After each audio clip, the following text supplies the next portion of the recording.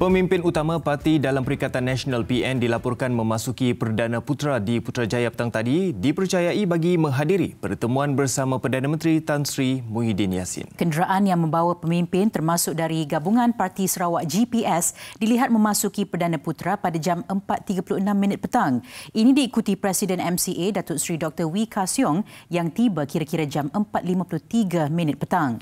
Kenderaan yang membawa Setiausaha Agong PAS Datuk Seri Taqiyuddin Hassan pula dilihat memasuki perkarangan Perdana Putra pada jam 3.40 petang.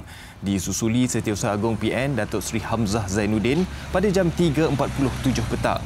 Berdasarkan maklumat yang diterima, satu perjumpaan khas ketua-ketua parti dalam PN bersama Tan Sri Muhyiddin dilaporkan berlangsung di Pejabat Perdana Menteri sejak jam 5 petang tadi. Bagaimanapun, tiada butiran agenda mengenai pertemuan tersebut didedahkan.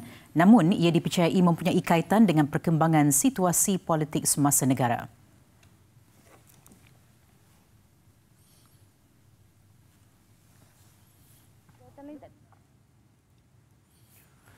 Dan untuk perkembangan lanjut, kita bersama wartawan Juliana Sharin di Putrajaya. Juliana, apa perkembangan terbaru di Perdana Putra ketika ini?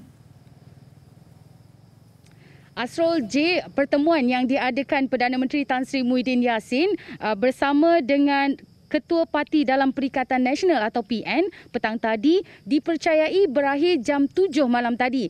Mesyuarat dipercayai berlangsung selama 2 jam.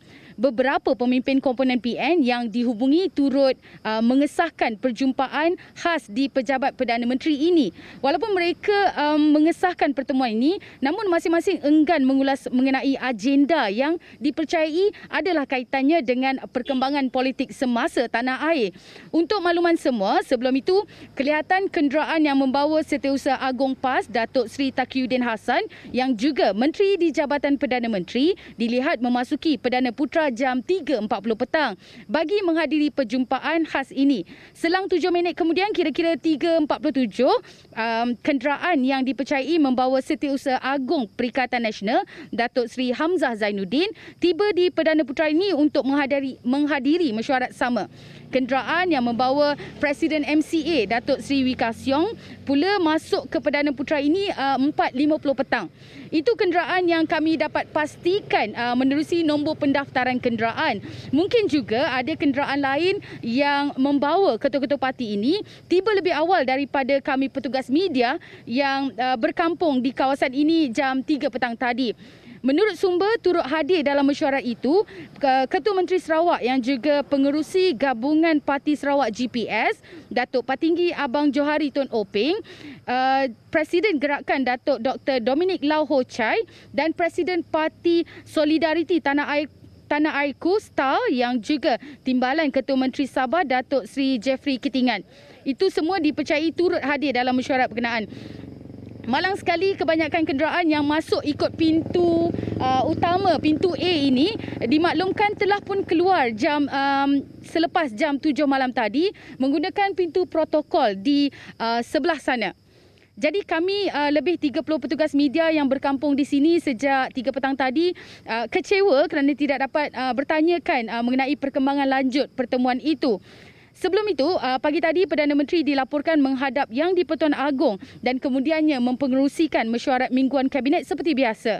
Pada petang Rabu minggu lalu, ini sedikit makluman, Tan Sri Muhyiddin mengumumkan yang kedudukannya sebagai Perdana Menteri masih utuh dengan mempunyai sokongan majoriti dalam kalangan Ahli Dewan Rakyat. Tan Sri Muhyiddin juga dilaporkan sebelum ini turut memaklumkan perkara itu kepada Yang di-Pertuan Agong ketika sesi menghadap Yang di-Pertuan Agong di Istana Negara pada sebelah pagi sebelumnya, yang mana Yang di-Pertuan Agong berkenan Tan Sri Muhyiddin untuk menyembah maklum membentangkan usul undi percaya pada sidang Dewan Rakyat yang dijadualkan September ini bagi menentukan keabsahan kedudukannya sebagai Perdana Menteri, dan langkah itu sudah diperkenan oleh Baginda. Selain daripada Parti Pribumi Bersatu Malaysia Bersatu, PN turut dianggotai oleh PAS, Parti Solidariti Tanah Airku Star, Parti Gerakan Rakyat Malaysia Gerakan dan Parti Maju Sabah SAPP. MCA dan MIC menyertai gabungan itu menerusi Barisan Nasional dijangka dipercayai turut menghadiri perjumpaan ini. Dan ketika ini seperti dapat dilihat, Perdana Putra ini lengang, sunyi. Kebanyakan media juga telah pun beredar selepas mengetahui perjumpaan itu berakhir jam 7 dan kebanyakan kenderaan telah pun keluar mengikut pintu protokol. Begitulah situasi terkini senario politik tanah air yang ketika ini tidak stabil. Apapun diharapkan agar ada jalan keluar, ada tindakan bijaksana yang boleh diambil agar kita boleh terus fokus memerangi musuh nombor satu negara ketika ini, iaitu COVID-19.